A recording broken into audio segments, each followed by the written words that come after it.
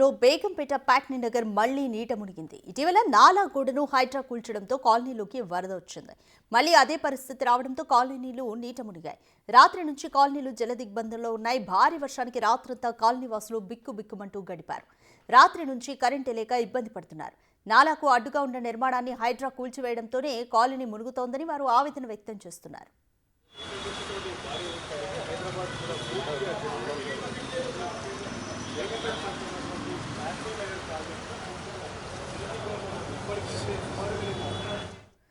More details మా ప్రతినిధి సుజాత అందిస్తారు. సుజాత, బేగంపేట ప్యాట్నీ నగర్ అక్కడ నాలా గోడను కూల్చివేయడంతోనే మళ్ళీ ఇప్పుడు నీట మునిగింది అంటూ కూడా అక్కడ స్థానికులు అయితే ఆరోపిస్తున్నారు. సో హైడ్రా దీని మీద ఏం ఆన్సర్ ఇస్తుంది అనుకోవచ్చు? కంప్లీట్ డీటెయిల్స్ ఏ విధంగా ఉన్నాయి?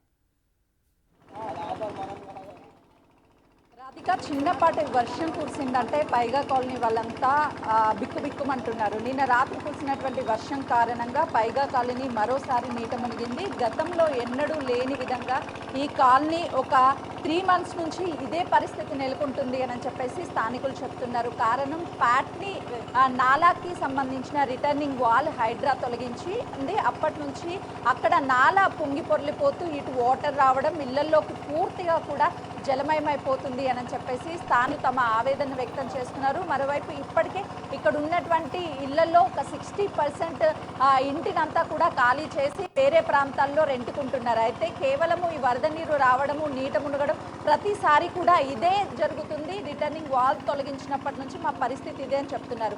నిన్న సాయంత్రం నుంచి పైగా కాలనీ మొత్తం కూడా జలమయమైపోయింది. ఇక్కడ విద్యుత్ సరఫరాను కూడా పూర్తిగా ఆపేసినటువంటి పరిస్థితి ఉంది. ప్రస్తుతం మనం ఇక్కడ గోడలు చూస్తే ఆల్మోస్ట్ 60 feet కంటే ఎక్కువగా వరద నీరు చేరింది.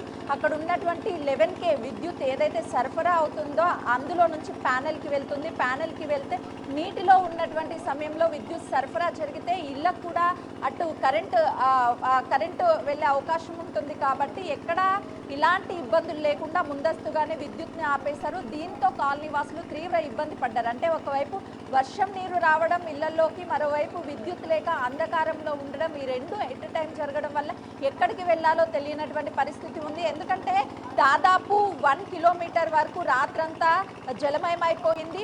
వాళ్ళు బయటికి రావాలన్నా, బయట వ్యక్తులు లోపలికి రావాలన్నా రాలేనటువంటి పరిస్థితి ఉంది. కాబట్టి వాళ్ళకి ఏం చేయాలో అర్థం కానటువంటి పరిస్థితి ఉంది. ప్రస్తుతం మనతో పాటు విద్యుత్ అధికారులు కూడా కొద్దిసేపటి క్రితమే ఇక్కడికి వచ్చిదంతా పర్యవేక్షిస్తున్నారు. అంటే విద్యుత్ సరఫరా ఇవ్వచ్చా లేదంటే ఇంకా టైం పడుతుందా, ఆల్టర్నేటివ్ ఏంటి అని చెప్పేసి ప్రస్తుతం మనతో పాటు విద్యుత్ అధికారులు ఉన్నారు. సార్ చెప్పండి, ఎప్పటి నుంచి పవర్ అనేది సప్లై ఆపేశారు? రాత్రి 11 గంటల నుంచి కరెంట్ లేదమ్మా. తర్వాత వంటలకి మేము 1 by 1 ఆన్ చేసుకుంటూ వచ్చాము. ప్రస్తుతానికైతే 5 ట్రాన్స్ఫార్మర్ మాత్రమే ఈ ఏరియాలో బంద్ ఉన్నాయి. అవి కూడా ఎందుకు బంద్ ఉన్నాయంటే డ్యూ టు హెవీ ఫ్లడ్ మొత్తం వాటర్ స్టాగ్నేట్ అయినాయి, చెరువులలో వాటర్ పోయినాయి.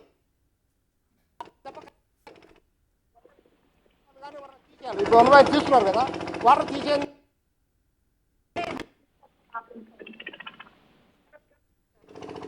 రాత్రి కరెంట్ తప్ప ఎక్కడ ఆపలేదమ్మా. ఒకటి ఈ బాలామరాయి ఫీడర్ మీదనే 45 ట్రాన్స్ఫార్మర్ ఈ ఫీడర్ మీద, దాంట్లో ఒక 1 hour 1.5 hour వరకు మొత్తం బంద్ ఉన్నది ఫీడర్ మొత్తం ఫ్లడ్. తర్వాత మేము 1 bit by bit ఆన్ చేసుకుంటూ వచ్చాము. ప్రస్తుతానికి ఒక 5 ట్రాన్స్ఫార్మర్ మాత్రమే బంద్ ఉన్నాయి. మొత్తం ఇక్కడ ఎన్ని ఇళ్ళు ఉంటాయి సార్? 45 ట్రాన్స్ఫార్మర్లు ఉన్నాయమ్మా. ఒక ట్రాన్స్ఫార్మర్ పరిధిలో 200 సర్వీసులు ఉంటాయి. ఇప్పుడు మా వాళ్ళు రెడీగా ఉన్నారు, కాకపోతే వాటర్ ఎవాక్యువేట్ చేయాలి. అది హైదరాబాద్ కానీ లేకుంటే జిహెచ్ఎంసీ వాళ్ళు కానీ ఈ వాటర్ తీసేది మేము కరెంట్ రిస్టోర్ చేయలేము, ఎందుకంటే షార్ట్ సర్క్యూట్ అవుతుంది కదా. అయితే ఇక్కడ వాటర్ అంతా కూడా మొత్తం బయటికి పంపించిన తర్వాత మాత్రమే విద్యుత్ సరఫరా ఇవ్వగలం, లేదంటే షార్ట్ సర్క్యూట్ వచ్చే అవకాశం ఉంటుంది అని విద్యుత్ అధికారులు చెప్తున్నారు. ఒకసారి మనం ఇక్కడ కూడా చూడొచ్చు, ఎందుకంటే ఈ గోడల మీద మార్క్స్ ఇంకా కనిపిస్తున్నాయి. చాలా వరకు ఈ ఇల్లు నీట మునగకుండా ఉండేందుకు ఈ గోడలన్నింటినీ నిర్మించారు. మనకి అక్కడ విజువల్స్లో కనిపిస్తుంది, కొత్తగా కన్స్ట్రక్షన్ చేస్తున్నటువంటి ఇంటికి ప్రహరీ గోడ మీద మార్క్స్ కనిపిస్తున్నాయి. అయినా కూడా ఈ గోడలన్నీ నిండిపోయి పక్కన ఇంటిలోకి వెళ్ళిపోయినటువంటి వరద నీరు ఇంకా కూడా ఉంది. ఒకవైపు ఇంట్లో ఉన్నటువంటి వాళ్ళంతా ఇప్పుడిప్పుడే ఈ నీటినంతా క్లియర్ చేసుకుంటున్నారు. మరోవైపు బయట ఉన్నటువంటి వరద నీరంతా బయటికి పంపించాలంటే మోటార్ల సహాయంతో పంపిస్తున్నటువంటి పరిస్థితి అయితే ఇక్కడ నెలకొంది. మధ్యాహ్నం వరకు ఈ నీటినంతా బయటికి పంపించే అవకాశం కనిపిస్తుంది. ఒక్కసారి లోపల చూస్తే గోడలు ఉన్నప్పటికీ లోపలికి వాటర్ వెళ్ళింది అంటే రాత్రి సిచ్యువేషన్ ఏ విధంగా ఉంది అనేది కూడా చాలా స్పష్టంగా కనిపిస్తుంది. రానున్నటువంటి ఈ వర్షాలు ఎప్పుడైతే వర్షాలు వస్తాయో ఆ టైంలో అంతా ఇదే సిచ్యువేషన్ ఉంటుంది. ఎప్పుడు అయితే ఆ రిటర్నింగ్ వాల్ అనేది తిరిగి నిర్మాణం చేస్తారో అప్పుడు మాత్రమే మాకు ఈ బాధలన్నీ తప్పుతాయి అని చెప్పేసి స్థానికులు చెప్తున్నారు.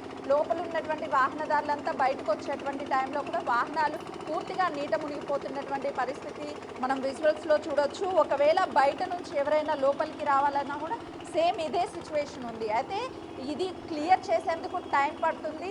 ఎప్పుడైతే ఇది క్లియర్ చేస్తారో అప్పుడు మాత్రము యాజ్ ఈజ్ నార్మల్గా ఉంటుంది. ఆ తర్వాత వర్షం వస్తే సేమ్ ఇదే పరిస్థితి నెలకొంటున్నటువంటి సిచ్యువేషన్ ఉంది. ఒకసారి మనం వాళ్ళు వాక్ చేస్తున్నటువంటి వాళ్ళు వెళ్తున్న విజువల్స్ చూస్తే మ్యాన్ హోల్స్ అన్నీ ఓపెన్ అయ్యి ఉండడము, ఎక్కడ మ్యాన్ హోల్స్ ఉన్నాయో ఎక్కడ గుంతలు ఉన్నాయో కూడా తెలియనటువంటి పరిస్థితి ఉంది. బిక్కుమంటూ రాత్రంతా మేము గడిపాము.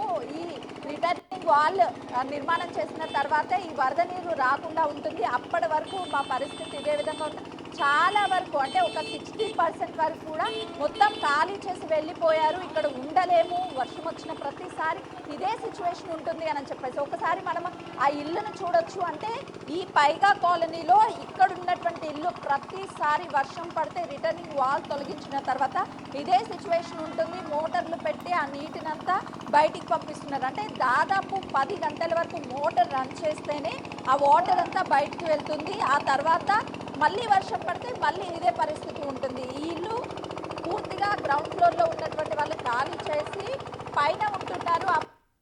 రావాలన్నా రాలేనటువంటి పరిస్థితి ఉంది అని చెప్తున్నారు. పక్కనే ఉన్నటువంటి బిల్డింగ్స్ పరిస్థితి కూడా సేమ్ యాస్టీస్గా ఇదే పరిస్థితి ఉంది. చుట్టూ పైగా కాలనీ చుట్టుపక్కల ఉన్నటువంటి కాలనీస్తో పాటు ముఖ్యంగా పైగా కాలనీ అయితే ప్రతిసారి నీట మునుగుతుంది. కారణము రిటర్నింగ్ వాల్ తొలగించడమే అని చెప్పేసి స్థానికంగా ఉన్నటువంటి వాళ్ళు తమ బాధను వ్యక్తం చేస్తున్నారు. కానీ మేము ఇక్కడ ఉండాలి అనన్నా, మా ఇల్లులోకి నీళ్లు రాకుండా ఉండాలి అన్నా సరే ఆ వాల్ ఎంత త్వరగా నిర్మిస్తే అంత ప్రయోజనం ఉంటుంది. ఇప్పటికే మా ఇల్లులన్నీ ఈ వరదపు నీటిలో చిక్కుకుపోయి ప్రతిసారి ఇల్లులు పాడైపోతున్నాయి. ఇంకా ఈ ఇళ్లలో ఉండలేనటువంటి పరిస్థితి. ఆ వర్షపు నీటికి నాని ఎప్పుడు కూలిపోతాయో కూడా తెలియనటువంటి పరిస్థితి ఉంది అని చెప్తున్నారు.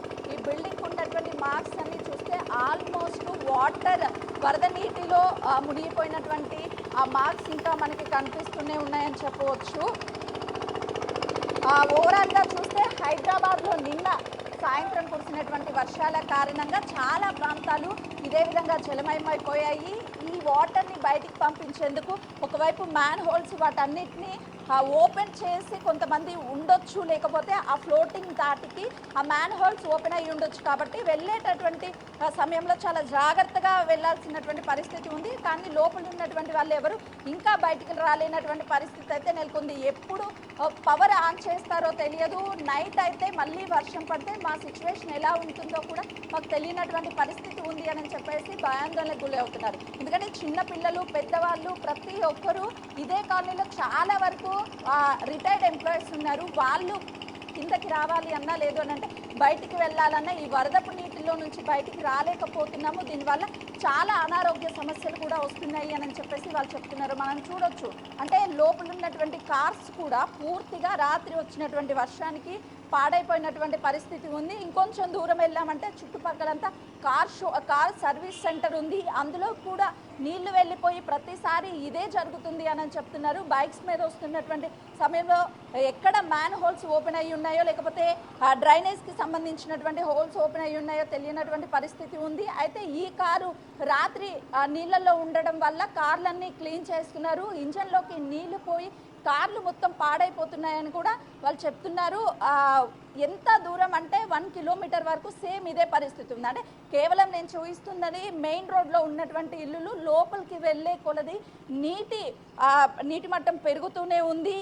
ఎక్కడ పట్టినా ఈ వరదపు నీరు ఇళ్లలోకి చేరి వాళ్ళు బయటికి రాలేనటువంటి పరిస్థితి పైగా కాలనీలో నెలకొందనే చెప్పవాలి. ఒకవైపు అక్కడ ఏదైతే పాట్నీ నాలా ఉందో నాలా నుంచి వస్తుందని చెప్తున్నారు. ఇక్కడ ఉన్నటువంటి చెత్తని తొలగించి ఈ నీటిని క్లియర్ చేయాలన్నా నీటిని ఎక్కడికి పంపించాలో అర్థం కావడం. ఆ పైన ఉన్నటువంటి వాళ్ళు కిందకి నీటిని వదిలితే కింద లోతట్టు ప్రాంతాల్లో ఉన్నటువంటి ఇల్లు నీట మునుగుతాయి. ఆ పైన ఉన్నటువంటి వాళ్ళు ఇక్కడ పైన ఉన్నటువంటి హౌసెస్కి లోతట్టు ప్రాంతాల వాళ్ళు నీటిని పంపించడానికి లేదు, ఆల్టర్నేటివ్గా మెయిన్ రోడ్ మెట్స్కి పంపించడానికి లేదు. అంటే ఇక్కడ మొత్తం నీరు కేవలం స్టక్ అయిపోయి ఉండడానికి కారణము నీళ్ళు ఎక్కడి నుంచి బయటికి పంపించాలనే ప్పుడు ఆ నాలాలో నుంచి వచ్చేటువంటి వరద నీరంతా ఇళ్లలోకి వెళ్ళి నీళ్లు మొత్తం అక్కడ ఆగిపోతున్నాయి. ఈ చుట్టుపక్కల ఉన్నటువంటి కరెంట్ వైర్స్ కావచ్చు, అదేవిధంగా కరెంట్ కనెక్షన్స్ కావచ్చు, కరెంట్ పోల్స్ ఇవన్నీ కూడా నీటిలో మునిగిపోయి ఆల్మోస్ట్ ఆ పోల్స్ అన్ని రాత్రి టైంలో ఆఫ్ మీద అంటే 50% అబోనే నీట మునిగిపోయాయి. ఆ టైంలో విద్యుత్ సరఫరా కానీ ఉంటే ఖచ్చితంగా కూడా ఇళ్ళ మొత్తానికి అది పవర్ అనేది సప్లై అయ్యి చాలా ప్రమాదం జరిగే అవకాశం ఉంటుంది. ఆ వైర్స్ కనెక్షన్స్ ప్యానెల్కి విద్యుత్ వెళ్లకుండా 12 kV ఉన్నటువంటి వాటన్నిటిని కూడా ఆఫ్ చేసాము అని చెప్పేసి అధికారులు చెప్తున్నారు. కానీ ఏ టైం వరకు నీళ్లు క్లియర్ అవుతాయి, ఎప్పుడు మళ్ళీ తిరిగి విద్యుత్ సరఫరా ఇస్తారో కూడా వాళ్ళకి తెలియనటువంటి పరిస్థితి నెలకొంది. కానీ ఇక్కడ ఉన్నటువంటి చాలా వరకు ఫ్యాక్టరీస్ కావచ్చు వాళ్ళు కూడా ఈ నీళ్ళల్లో నుంచి వెళ్ళలేక కానీ ఉద్యోగం అయితే చేసుకోవాలి తప్పనిసరి. ఆ గోడల మీద నుంచి జంప్ చేసి మరి వాళ్ళ ఆఫీసులకి వెళ్తున్నారు. ఈ నీళ్ళల్లో నుంచి నడవలేకపోతున్నాం అంటున్నారు. మరికొంతమంది మాత్రము ఆ నీళ్ళల్లో నుంచి నడుచుకుంటూ వస్తూ తమ ఆఫీసెస్ కావచ్చు, లేకపోతే ఇల్లు ఉన్నటువంటి వాళ్ళు ఇంటికి కావచ్చు వాళ్ళు వెళ్ళిపోతున్నటువంటి పరిస్థితి నెలకొందని చెప్పాలి. రాత్రి కారులోకి వెళ్ళినటువంటి నీటిని అంతా శుభ్రం చేస్తున్నారు. మనం విజువల్స్ లో చూడొచ్చు. లోపల పార్కింగ్ చేసినటువంటి కార్లలోకి పూర్తిగా నీళ్లు వెళ్ళాయి అంటే రాత్రి సిచ్యువేషన్ ఏ విధంగా ఉందో కూడా చాలా మనకు అర్థమవుతుంది. ఒక్కసారి మనం గేట్స్ చూస్తే ఆ మార్క్స్ చాలా క్లియర్గా కనిపిస్తున్నాయి. ఎక్కడ వరకు నీళ్ళు వెళ్ళాయి అనేది కూడా మనం ఇక్కడ ఇంటి మీద ఉన్నటువంటి గేట్స్ మీద చూపించే ప్రయత్నం చేస్తున్నాను. ఓవరాల్గా చూస్తే రాత్రి కురిసినటువంటి భారీ వర్షానికి పైగా కాలనీ మొత్తం జలమయమైపోయింది. ఎప్పటి వరకు ఈ వరద నీటిని క్లియర్ చేస్తారో అర్థం కాని పరిస్థితిలో బిక్కుబిక్కుమంటూ ఈ పైగా కాలనీ వాసులు ఉన్నారు. Thank you Sujatha.